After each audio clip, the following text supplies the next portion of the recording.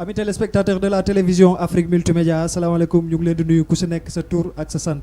plateau bi miin ngeen ko mu ngi tudd avenir ñu ci dalal ndaanaan yi nga xam ne ñoom ñoo mën a exporter suñu musique ñi nga xam ne tamit liggéey bu ñuy def am na solo lool ñu daal di leen suivre invité leen fii ci plateau bi waxtaan ak ñoom ci seen i carrière waxtaan ak ñoom ci li nga xam ne moom la ñu nekk actuellement waxtaan ak ñoom tamit ci li nga xam ne moom la ñuy waajal pour defal ko sénégalais yi defal ko tamit sénégalais yi nga xam ne ñoo nekk bitim réew ba tax tey dañoo kontaan trop dalal fii suñu xarit suñu ndaanaan muy Demba Guissé nag xam ngeen ni artiste bu mën li muy def la artiste bu am talent la ba tax tey avenir moom lay dalal ci plateau bi ñu bàyyi ko mu nuyoog téléspectateurs yi nuyoog ay fansam bu ko defee ñu xuus ci waxtaan bi Demba salaamaaleykum. salaamaaleykum Zakaria maa ngi lay siyaar di nuyu waa Sénégal di nuyu Afrique Multimédia donc di kontaan vraiment ci émission bi naan leen asalaamualeykum. nuyoo bi foor na kon war ngeen xam ni plateau bu mag a mag a mag ngeen nar a am tey parce que fi mu toll nii Demba est en pleine forme ba tax tey dafa fas yéene joxe ba mu jeex tàkk waxtaan ak yéen wax leen ci mu ne Demba Guissé tour bi macha allah yaatu na talent bi tamit ñëpp reconnaître nañ ko mais est-ce que mën nga ñu may ci début wu Demba Guissé ci milieu musique. bon waaw man suma bi may débuté ci musique boobu moom bon je pense que bi ma bàyyee école juste dama dem defi ji métier mécanique mais ci kaw mécanique boobu noonu bon maa ngi bëgg musique di ci dem di def ay simb ak yu mel noonu bon mais je pense sax moom simb yi sax moo jiitu woon loolu mais bi ñuy jógee ci mécanique bi 1998 laa ci duggoon. donc ma arrêté je pense que ay 2003 2004 dem naa ko 2006 sax di ko def mais boo fekk musique bi dominé na ko tuuti donc ci laa jógee foofu yàlla def aussi ma bokk ci ay concours yi ma bokkoon bi si jiitu woon je pense que mu ngi tuddoon triple XL ma nekkoon meilleur chanteur bi télévisé wala concours télévisé la woon boobu waaw ak waa RDV la woon boobu yàgg na c'est en 2000 xaw ma 4 xaw ma 5 côté yooyu mu jógee fa bokk encore ci yeneen i Oscar de vacances yu Parcelles doon def ma doon représenté gars yi comme Baba Maal ma jógee waat fa encore bokkaat ci ay concours dem naa Casa Sanga bokkaat naa ci yeneen concours des fois sax damay fàtte concours yi parce que bari na tellement ba nga xamante ni doo ko mën a lim mais xam naa daal fi ma génne ci lu bari ci ay concours la donc yàlla dogal vraiment bon ma jóge fi encore demaat représente Sénégal Mali jóge fa demaat yeneen yoo xamante ne ay tournée la mais aussi si côté extérieur bi la ak yooyu. sant yàlla daal donc li ma lay si gàttal daal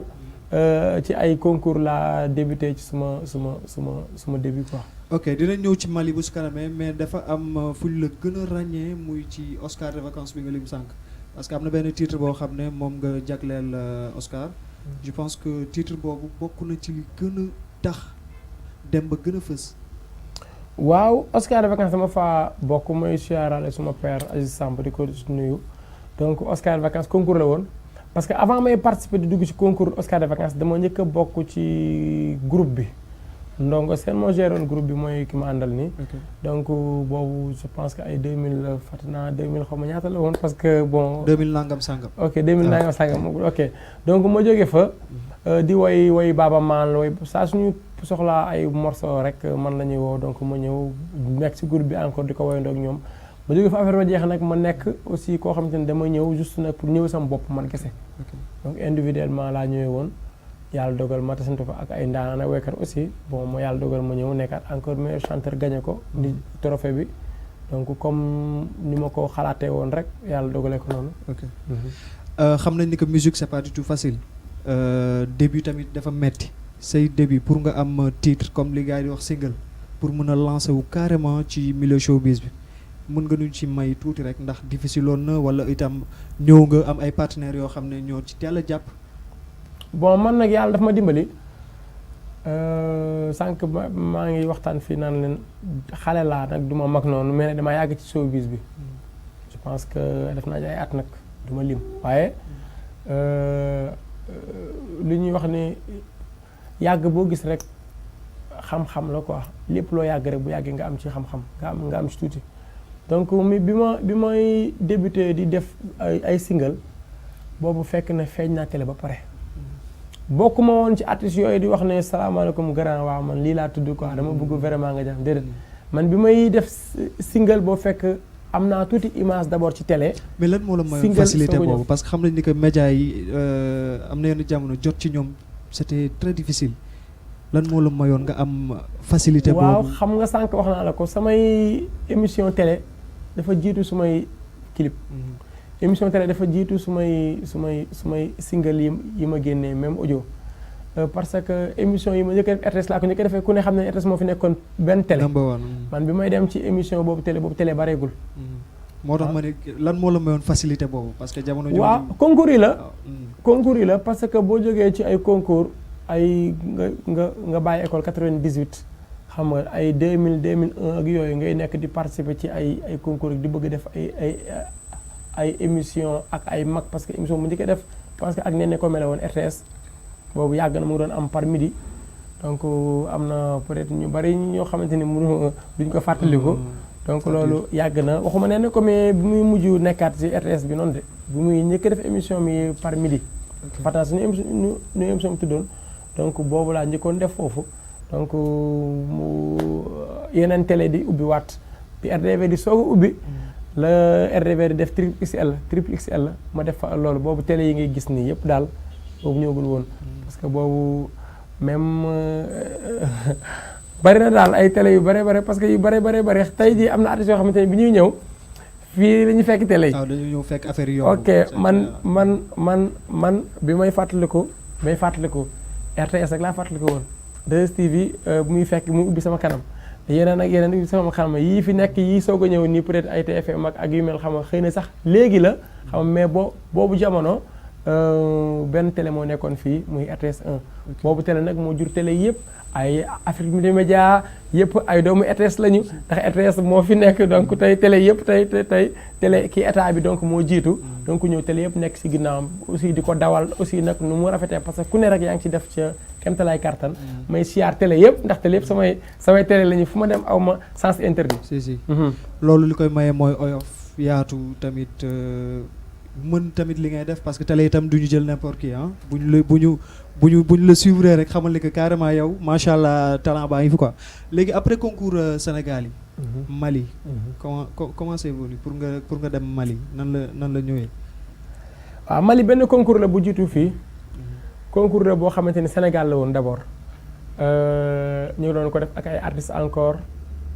ma bokk ci. ñu ne ku gagné concours bi da ngay dem représenter Sénégal. fële Mali yàlla dogal nag ma participer ci comme ñuy participer rek bu fekkee ne man jàll naa Oscar de vacances ak yu mel noonu yëpp quoi ci laa ñëwee participer ci affaire bi ñi fi nekk Sénégal fii ñu ko defee yëngu leen concours mag la woon y avait ay paasan ñoo xamante ñoo nekkoon ci jury bi ay gise pen ba koy siyaarale aussi sama père xam nga Ousmane Faye bu ñëw bu super jamono ñëpp ñëw assisté woon ci ko donc yàlla dogal mu ñëw nekk meilleur chanteur gagné ko. te boobu sax lu taxoon mu gën a metti mooy concours boo ciy bokk il faut nga woy il faut nga fecc. te fecc bi it il faut nga fecc ba ci kaw léegi man lu ma si gënoon def ay retaan mooy que bariwuma lu muy def ay fecc ak yu mel noonu xam nga waaye dañu tegaloon weeru koor la woon sax xam benn mat naa ñu tegaloon ñu guwaana. nga woor ba ngoon. jërëjëf gin cang rek guwaana. mais affaire bi day waar non matinal bi la woon quoi. 11h ma xëy mais le problème bi mooy amoon naa tuuti complexe parce que ay goana ak yooyu. du samay jàpp quoi. xam nga mais fallait ma def ko parce que concours la te il faut ma woy ba pare ma fecc. ok am na ku ma demaloon léegi benn gars mu ngi tudd Ilam mu ngi nekk léegi Canada. di fa évoluer donc bi ñu demee ba fin bi man ak moom ñoo dem ba final. li tax ma gagné ko moom neex na baat man aussi nee nañu neex naa baat.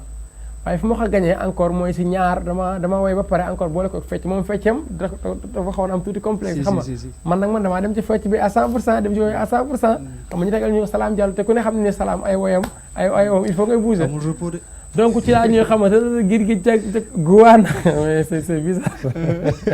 mais pour wane ni que artiste nga il faut nga gérer ko quoi ok parce que un artiste moom xam naa ni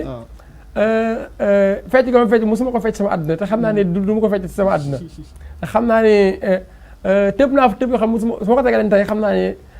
dafay bizarre quoi xam nga ndax ku ma gis ak man ni ma xawee def xaw a cool noonu. may seen mën naa ni ci kaw guwaane sànni samay ñaar tànk xam su rien que pour gagner donc. nice donc c'est loolu yëpp c'est bien quoi parce que artiste moom waroo am yenn complexe yi buñ la woowee fenn rek da nga war a dem joxe jusqu'au bout boo ci paree pare nga ci. waay mais boo nekkee ci scène bi wala nga nekk ci concours wala ci plateau foofu moom artiste 100% day ñëw boo ci paree nga delluwaat ni nga meloon quoi. donc loolu moom c'est très bien léegi li ñu def mooy dañuy dem xool benn vidéo sa benn clip après ñëw continuer waxtaan bi. gën a xuus ñu ànd ceeg Adama rek mi nga xam ne moo nekk ci régie bi. mu daal ñu may benn vidéo dem ba gisee ñu dem seetaan ko dellu soit.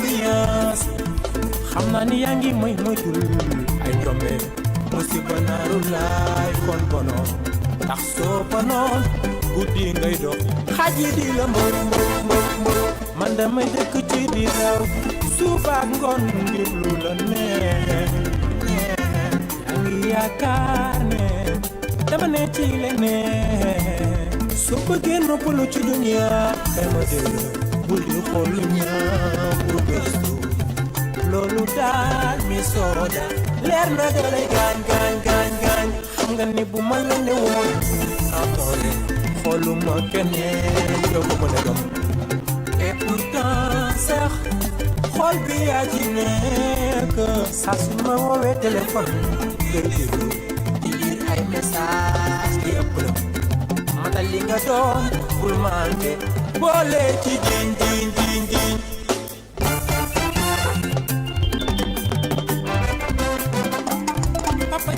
en tout cas fii wóoru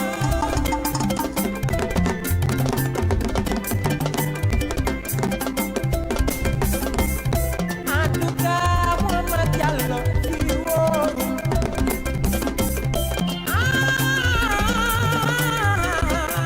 muy dul fii fa ñàkk li nga gën a bëgg wóor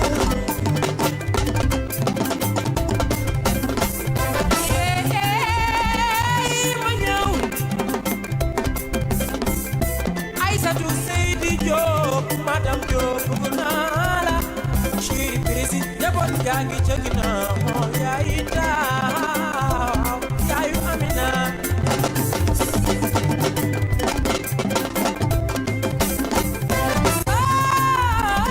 dege ma naan la fiir wóorul sali Seydi mën na la boñoo jik yaayu Kara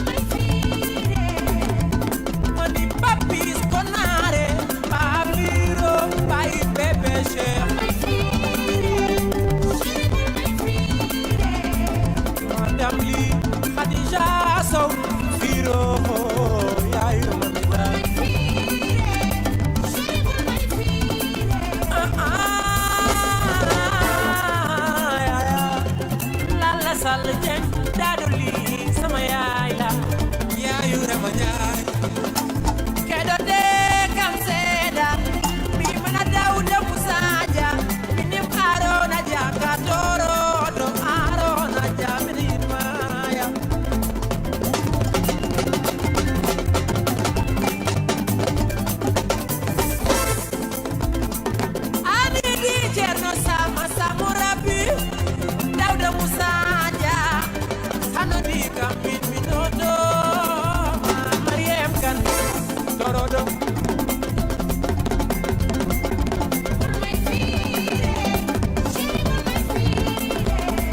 sama yaay Xarjata Demba Biro torodo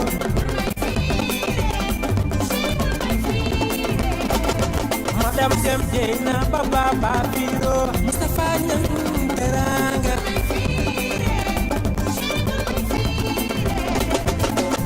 Ela Diop Ela ordinateur Ela Papa Biro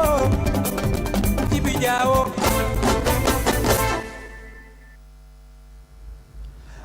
bul may fiire bu Demba Guissé seetaan nañ clip bi c'est très bien réalisé côté tamit son bi RAS rien à dire mën nga ñu wax ci tournage bi tuuti kan moo ko réalisé nan ngeen ko tourné tamit. waaw bon clip bi moom bon ni ñu koy waxee parce que dama amoon habitude su ma defee clip rek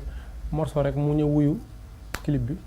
clip bi Papis Niang moo ko def art management donc moom bon suma début premier clip clip boobu moom moo ko def. Bon depuis ma débuté bon moom laa ci àndaloon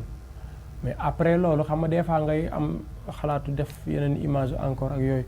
ndax AM plus Afrique Multimédia ñoom it ma leen di remercier ñoom Adama ak Djibi Diop le PDG moom vraiment moom lu si bari su jàpp na su may baax a baax ci jox ma ay clip jaarale ko ci Adama ma leen di remercier baax parce que ñoom laa mujj sax defandoo ay clip vraiment jàpp si ba mu rafet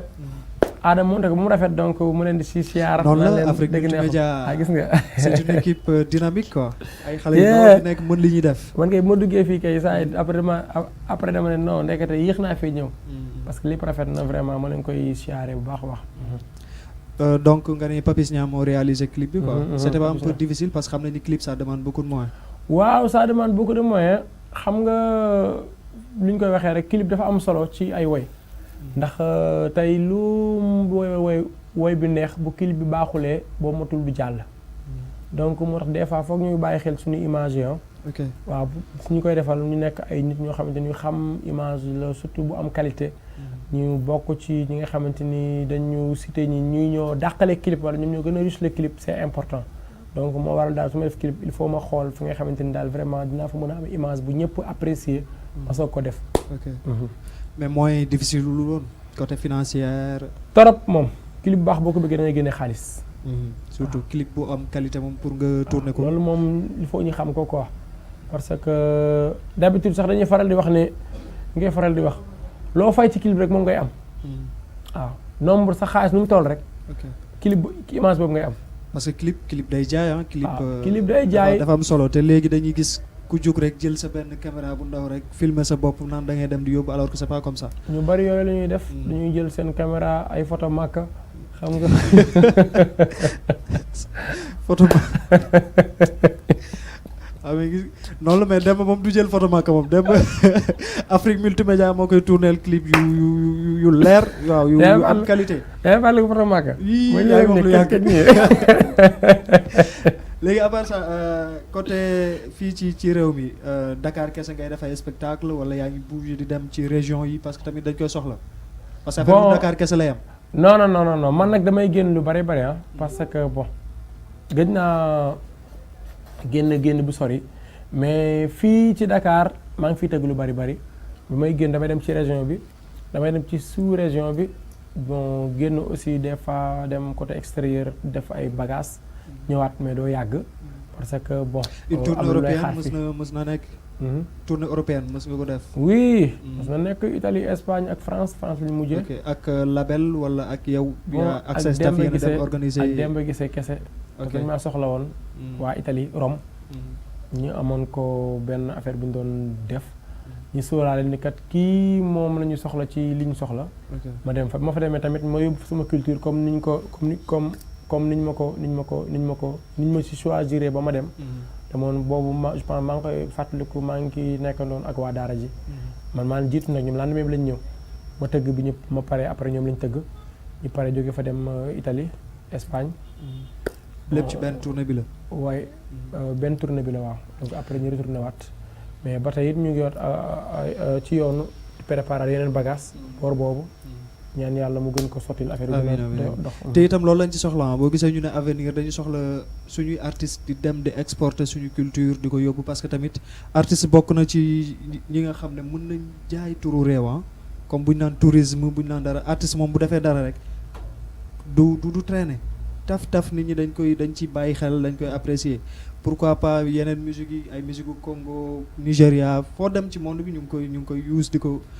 ko bëggee nice donc nos artistes aussi war nañ di def loolu di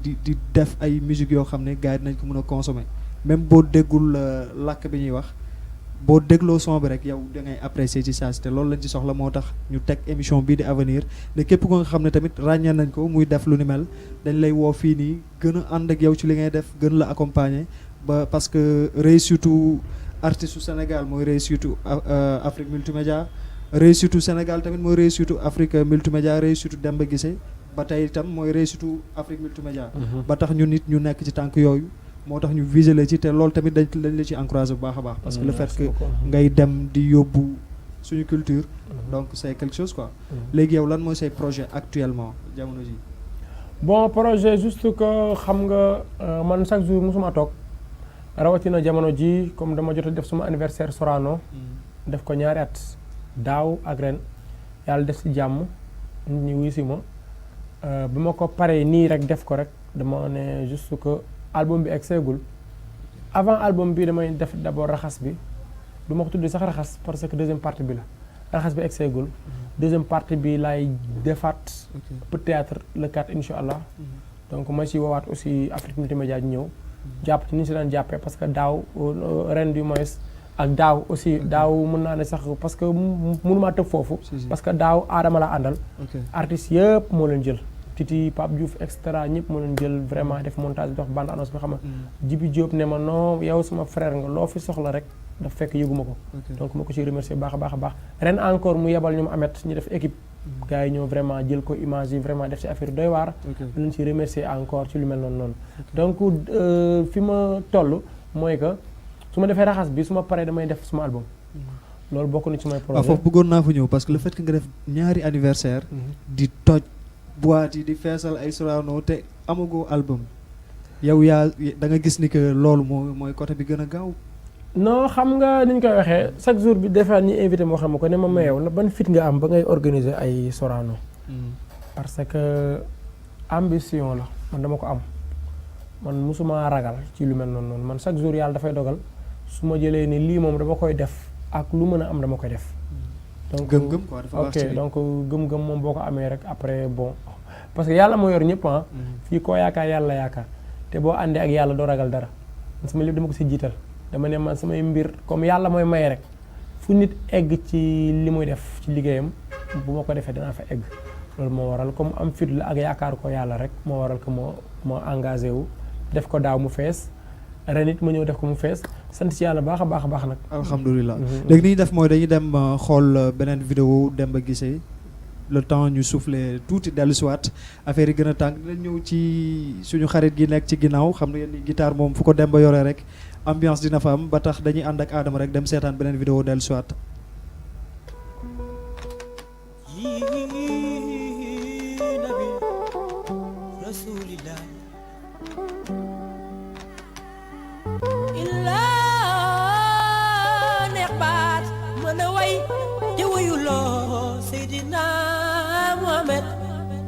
Woy wanil na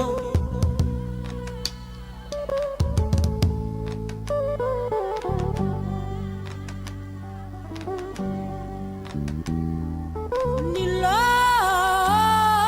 mana way te woyulo Seydina Muhammad yeah woy wanil na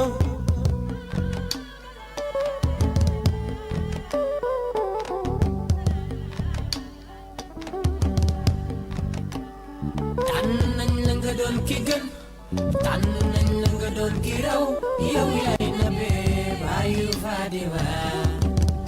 yaa rasulilaay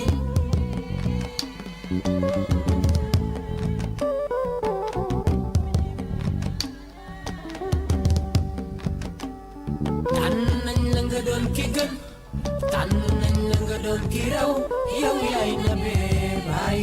Fatima ya Rasulillah ya jara way ya jara kañ ya jara tudde doom Nabi bayu Roqaya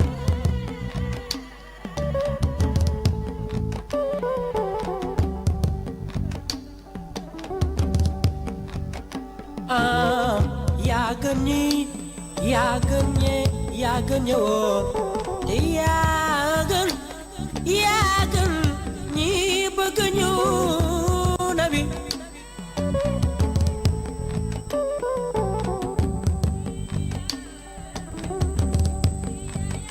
nee na su dul woon ak moom su dul woon ak moom su dul woon ak moom mu ñaawe Seydina Muhammad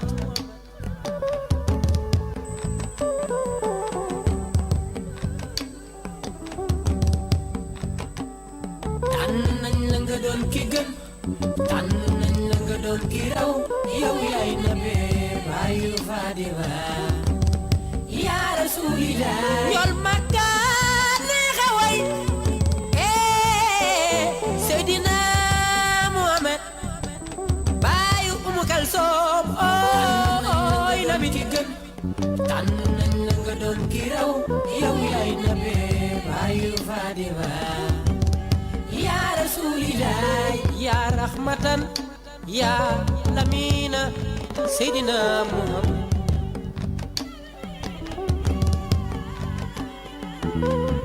Yàlla ko tagg ci jikkoom ji ku la tuddee doom texe ko jooyloo mu texe yee nabi ko rambu daal mu texe ko koy nabi xayrul anbiyaay ñool Makka jaraway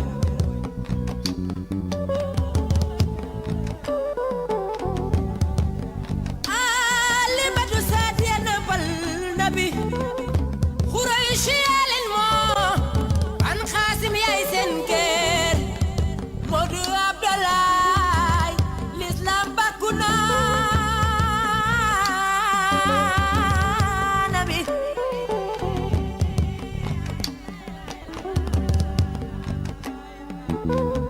Ndey Kumba Kase Maabo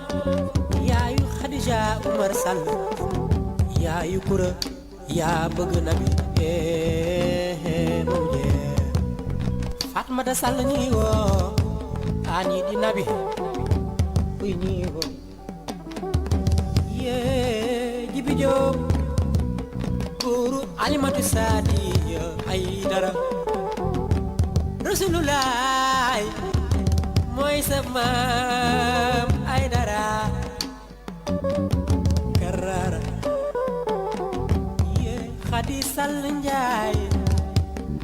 yaayu Korka ak Malik yaa bëgg nabi wuy baay Fatima nañ la nga doon ki gën Fatima nañ la nga doon ki Fatima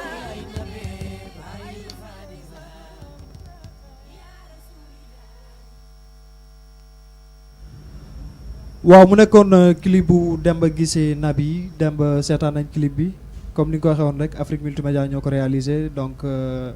mënul def lu dul extraordinaire quoi. en tout cas.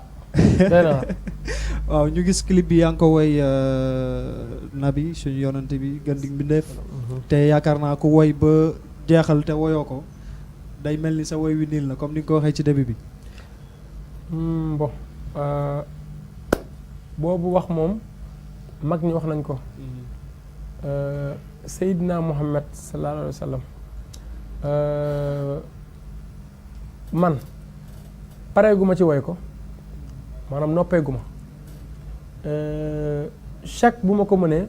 incha allah dinaa ko def te su ma sañoon nit moom rek laay woy ba may dee waaye xam nga bu ñu nekkee ay doomu aadama yàlla rëdd dara ci suñu mbir ñu kat fii ngeen di jaar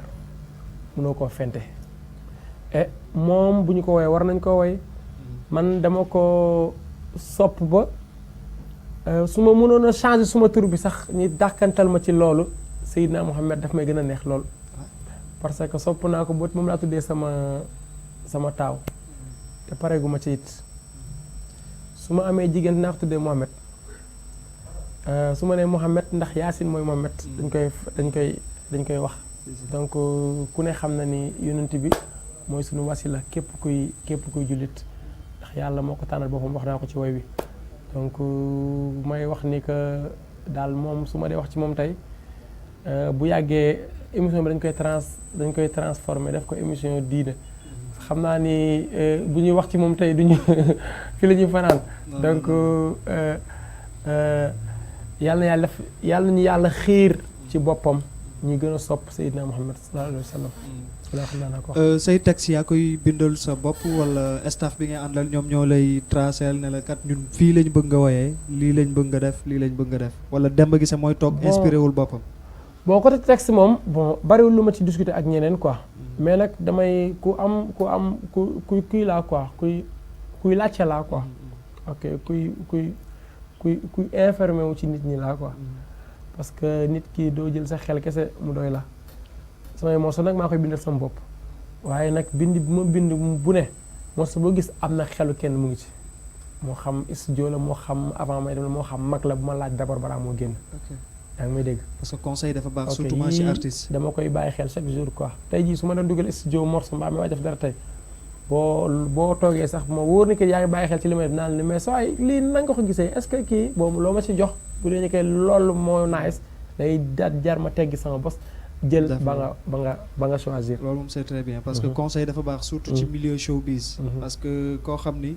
boo waxee ñëpp lay déglu wala boo wooyee ñu bëri dinañ ci jot donc booy def dara dafa laaj nga am ci quelques conseils dolli ko ci li nekk ci yow boo ko defee boo génnee rek nit ñi nañ la mën a naw respecté la léegi album bi mën nañ ko xaar maintenant puisque def nga ñaari anniversaire waaw Demba Guissé 0 album waaye 2 fois Sorano album laa ci teg insha allah parce que gars yi ñu ngi koy xaar bu baax a baax album Demba Guissé waaw ndax balaa anniversaire di ñëwaat moom album dana génn insha allah parce que àddina yëpp nga koy xaar des fois ma dox présenté ak nit mu ne ma mais Demba Guissé mais sa premier album bi neex na ma trop vraiment des fois sax nga gis nit ne ma mais yow sama kaw lal sama bopp lal album bi sa album nii la ko teglee ndeysaan après te fekk Demba defagul album après ndeysaan après nga xam ne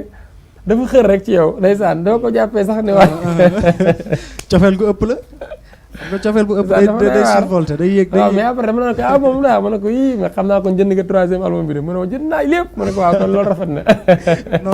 loolu ay séeréer la séeréer yi ñooy faral ñooy faral di def donc loolu la vraiment bon gars yi dañoo am boobu yéene en plus que ñun bu ñu nekkee di gis nit ñi dañuy apprécier noonu donc te xam nga lu gën a am solo mooy nga togg dara ba mu ñor du ma ne sax ñoragul woon mais damay bëgg chaque jour rek di def mu gën a professionnel mu gën a diis ndax album du single donc album man wax naa bi may génnee morceau si fiir bi ngeen génnee sànq morceau fiir bi maa ko woy mais xam naa ne dafa neex waaw dama ko woy mais xam naa ne morceau bu neex laa woy foofu xam nga lu tax keroog non pas fiir sax bi ma koy waajal dañ ma invité benn émission télé dama mais sa morceau fiir boobu noonu quoi man leen bon lan ngay waajal man leen naa waajal benn morceau bu nga xamante ni maa ngi studio nii mais morceau bu génnee àdduna bi nañ xam ne morceau bu neex la maa ko woy mais xam naa ne dafa neex woy jeté wu ma sama bopp des fleurs jeté wu ma morceau bi des fleurs mais xam naa ne morceau maa ko woy mais xam dafa neex bokk na si morceau yi gën neex sama morceau donc je pense que it sama album bu génnee xam naa ni dina bokk ci album yi dàq Sénégal waaw parce que dafay neex quoi bu génnee. fiir bi moom cartonné moom fiir bi moom foofu moom am nga raison fiir bi moom cartonné xaw ma nag yeneen yi ñëw ci album bi wala yeneen morceaux yi ciy teg mais. fiir xam nga li ma xam ne du ma ko mës a wax sama àdduna mooy damaa mën a woy wala maa fi dàq woy du ma ko wax. maam góor am na fit nag ne Sénégal maa fi dàq woy maa ngi koy wax barki démb waaye man amul fit bi. parce que non côté damay exagérer trop quoi. mais xam naa ne sama album moom vraiment génnagul mais dafa nar a neex. ça va cartonner morceau yu neex moo ci nekk. ça va cartonner donc mooy xaar gars yi jënd ko bu génnee. na gars yi jël seen garde parce Non. que Demba dafa nar a attaqué. yee album boobu et je pense que it dina nekk meilleur album ci Sénégal xaw ma ci monde bi parce que dafa nar a neex. oui album kon boobu. day waa neex gi du survolté ci non ku nga déglu mu neex ci yow. du dem ba ëpp leen niveau. non xamul tax. ah non yaakaar naa ko nag parce que album boobu je pense pas que dina fi am de. mais mën na ci xaar dina beneen yéex a- touche bu dul mbalax parce que waaw. yow yeneen touche yoo xam ne. bon ku ma xam ne aussi nag man damaa bëri ay ruq te aussi album boo bëggee mu wër àdduna bul def trop benn style kese. couleur musicale. waaw man damay woy olof. ma woy côté Pulaar. instrumental quoi côté instrumental mu bañ a doon sabar marimba kii. non foofu laay waxee damay woy olof. ah. damay woy séeréer. damay woy bambara. damay Séeréer woy moom pulaar. mënoon nga leen- mënoon nga damay leen woy bàyyi à français. côté, quoi. damay woy arabe. arabe ça c'est du nouveau ah yaakaar naa man maa amagum exclusivité. waa xam nga nit da ngay gëstu sax duma xam man dama demee Mali dama fa def 3 mois. 3 mois maa ngi ne si benn concours mais en même temps ñu ngi jàngal lan mooy musique ok ak lan mooy scène quoi. lu ma waral des fois bu ma toogee nii mun naa nekk nit ku xaw a cool nii xam nga mais si kaw scène bi li ñuy wax bête de scène des fois c'est important ci artiste bi. man des fois damay bëgg chaque jour di wane lu nit xamul woon ci man. ok donc chaque vendredi dañ doon def foofu concert en live parce que mosuñu jouer playback concours yëpp en live la orchestre nekk ak aussi nag ay professeur de musique ni ñu tàggat di ñuy wax naka la ñuy jouer naka la ñuy waxee même ci communication yàlla dogal vraiment mu nekkoon suma jaar-jaar bu am solo bu ma dul bu ma gën a neex ci suma àdduna ci côté musique li ma vivre biir Bamako la parce que artistes yi stars yu mag yi ñu bokk ak ñoom benn scène ñu respecté ñu nag est-ce que xam nga bi ma nekkee Mali est-ce que wax naa la benn affaire man la Sénégal Mali lañ ma gën a xam ko Sénégal boo déggee biir Mali biir Bamako man ni ma meloon foofu Mali su ma daan génn ay caméra dañ may topp parce que du woon man kese mais képp ku bokkoon ci concours bi. pour wax la pour bañ a exagérer nga yaakaar man kese la quoi mais képp ñu si bokkoon parce que concours ba tolloon foofu. ok bi ñu doon génn si jardin bi nii di def sport dëkk bi dañu génn. yaa ngi fàttaliku 2012 ñoom El Hadj Diouf ak ñoom Fadiga ak yooyu bi ñu jógee coupe du monde. ñëw bi ñu dooree France noonu bi ñu ñëw noonu. bi ñu ñëwee ni ñu doon gërtandoo gars yi nii noonu lañu mel Mali. ok. non mais foo génn. dem ba naan fi mu toll nii maa ngi ca kaw. non boo da nga koy laaj El Hadj Keita El Hadj Keita wala El Hadj Keita ok parce que ma fekk nañu Mali parce que man ak moom ñoo doon fanaan même lal. suma gaayen la waaye daf maa yëpp waaye sama gaayen la quoi xam nga mais moom aussi boo gisee man la gën a xam que Sénégal. donc boo ko laajtee ni expliqué nekk Demba gisee nu mu fa mel mais moom aussi meloon na foofu. c'est vrai que Mali tamit ñoom dañoo fonk musique ñoom dañoo bëgg musique carrément parce que booy xool seen spectacle ni ñu ciy demee. ni ñu ñëwee assister participer tout. yow da ngay dégg sax je pense que sax fii Sénégal dañ koy da ngay dégg sax Ngoné Ndour di wax ni dafa inspiré wu seen Petit Gallé ci Mali. je pense que mos a dégg fu mu waxee loolu yaa ngi dégg. ci émission ministère yooyu. te c'est important. moom aussi ku baax la parce que nit ki boo gisee benn initiative beneen dëkk nga def ko ba pare toog oyof nekkat man fii laa jëlee li inspiré ma def ko fi Sénégal donc loolu aussi dañ ko koy parce que aussi nit ku humble mooy def loolu quoi. ko ci remercier Ngoné Ndour donc beneen chose li nga xamante ni moom mooy affaire bi Mali dañoo fonk Sénégalais encore ni ñu bëggee culture Sénégal man bi ma demee foofu noonu ñoom sax ñoo lay gën a maîtriser ay woyu Pape Diouf ay woyu Baaba Maal ay woyu Youssou Ndour xam nga donc xam nañu Pape Diouf baax a baax xam nañu artistes yu bare ñoo xamante ni ñu ngi fii Titi aussi la même chose parce que am na morceau Titi bi mu génnoon musique foofu la gën a cartonné que fii morceau Pape Diouf partira man lañ ko gën a cartonné morceau Youssou Ndour jaajëri bi ñuy wax fii nii Mali dañ koy woy comme ndox. Mali mooy Sénégal itam mooy Mali. donc mu nekk affaire yu am solo morceau Taajaboon bi Ismaël Lo boo demee Mali dañ ko bëgg trop morceau yu bare xam nga après ci nga xamee ni ndekete ñoom ñu ngi cons bu baax a baax musique sénégalaise bu baax a baax a baax et c'est important quoi mais aussi xaar que ñi nga xamante ni aussi mooy suñu mbokku maliens yi parce que am na ci malien fi nekk Nampé Sadio mu ngi fi Sénégal xam na ab naan boole ak moom vraiment parce que mu ngi rafetlu vraiment liggéeyu Afrique Multimédia xam naa ne dina fi jaar aussi def fi ay bagages balaa moo dellu amul benn problème suñu buntu ubbeeku na léegi sans plus tarder dañuy dem xool anniversaire bi nga def récemment am na benn partie boo xam ne moom lañ ci choisir mooy fi nga defee prestation ak Alassane Mbaye Alassane léegi ni ñuy def rek mooy dañuy ànd ak Adama au niveau de la régie dem xool deuxième anniversaire Demba Guissé foofu sa théâtre Daniel Sorano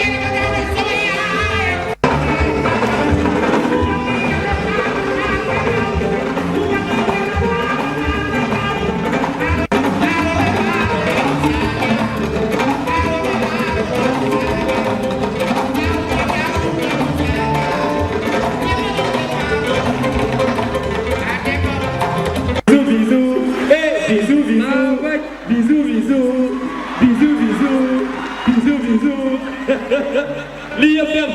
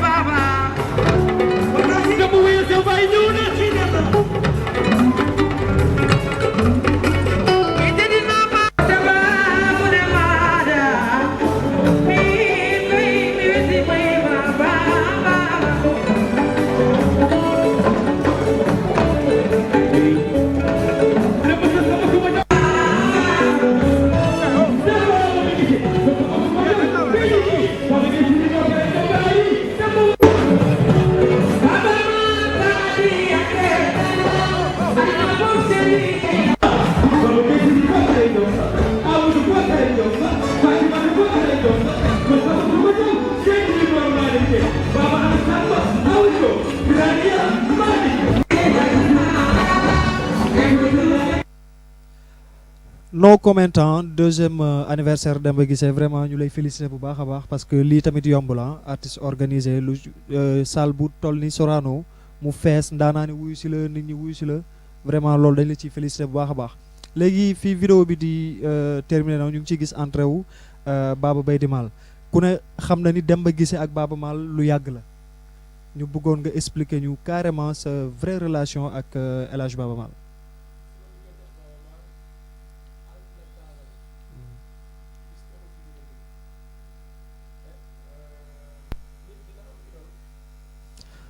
waaw xam nañ ni que Baaba Maal artiste plein la ndaanaan bu mag la te itam yàgg nañ di gis Demba Guissé ci ay œuvre am ci ay sonam lépp Demba Guissé dafay nekk koo xam ne day fës trop ci affaire Baaba Maal te loolu tamit bien vrai que am na ñu naan mbokkam la pulaar la affaire mais c'est pas ça parce que ku ne xam na ni Baaba Maal icône la ci musique sénégalaise tey fi Youssou Ndour toll moom itam fa la nekk parce que Europe Angleterre fépp ñuy gis El Hadj Baaba Maal di fa def liggéey bu am solo ba tax ñu bëgg rek nga may ñu ci tuuti waxtaan ak téléspectateurs yi balaa ñoo ñëw ci sa prestation. waaw bon Baaba Maal bon bu may wax ci moom tey fii laay fanaana parce que suma père la suma xarit la suma conseil la suma idole la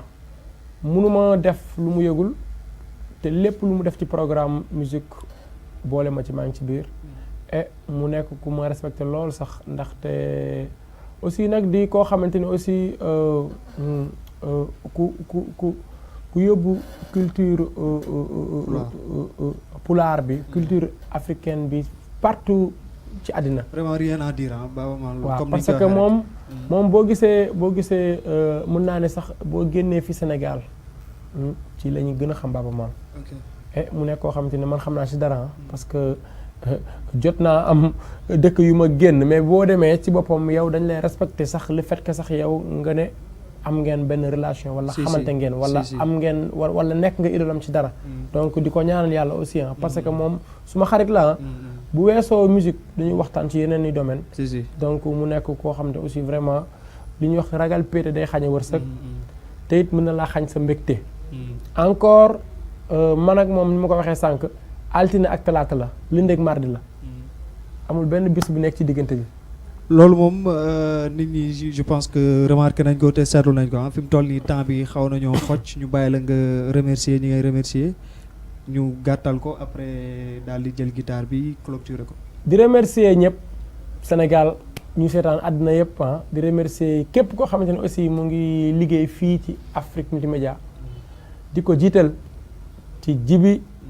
Diop sama xarit la bi ñuy xamante sama jabar tax ñuy xamante parce que sama jabar la xamante sama jabar ne ko mais yow dafa mel na ngaa nduróog sama jëkkër parce que ñu bëri may Jibi Diop da ngeen nduróog mais nag je pense que maa ko dàq waaye dama ko dàq rek fajar jot xam naa ne bariwul li ma ko dàq waaye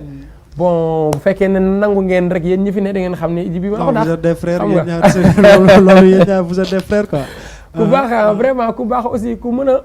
dajale ay nit di remercier aussi waa Trait d'Union bi nga xamante ne aussi moom mu ngi ci dajale gars yi Jibi chaque jour mu ngi xool luy avancer gars yi artistes yeeg ñi nga xamante ne aussi ñoom ñoo bokkandoo même liggéey mu def quoi di ko remercier di ko ñaanal yàlla naan ko yow moom defal loo neex ba kenn laal ndax man mi sama bopp amel naa ko njukkal te it man ak moom jeexagul incha allah di ko ñaanal yàlla Jibi Diop ak gars yi yëpp nekk fi Afrique Multimédia ak Adama sama xarit ak ñëpp ñi nga xam ne aussi ñoo fi nekk vraiment ak Mati benn pom di ko siyaar mu ngi ci kër gi ak ñëpp ak Juli ma naan ko yow suñu manager Ndongo ak Ndongo seen caal Demba Sène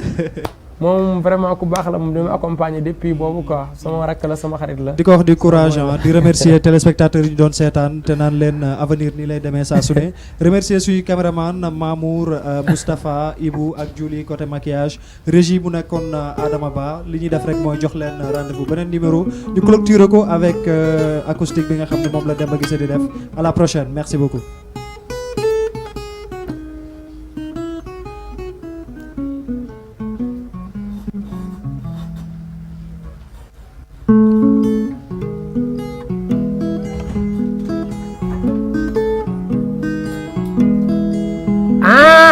ba léegi dama mësu saabane la moo tax ko ba léegi dama yee tara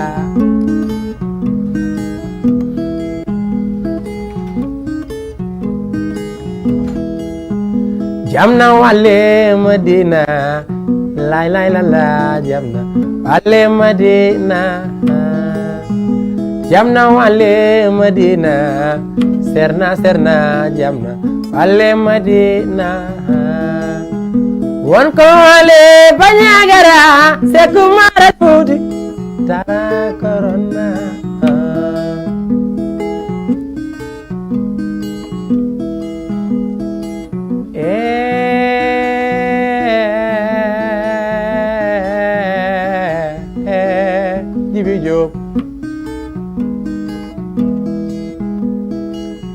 Polo moyarani de bele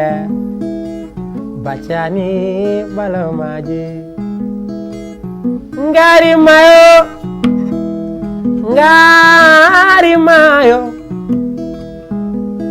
mayo tanum jeltabe jibijo Sheri Alimatu Sadia Rasulullah mooy sama Alima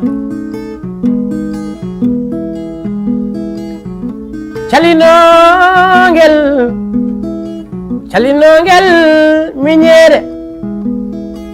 dëggi are Zakaria ko bandam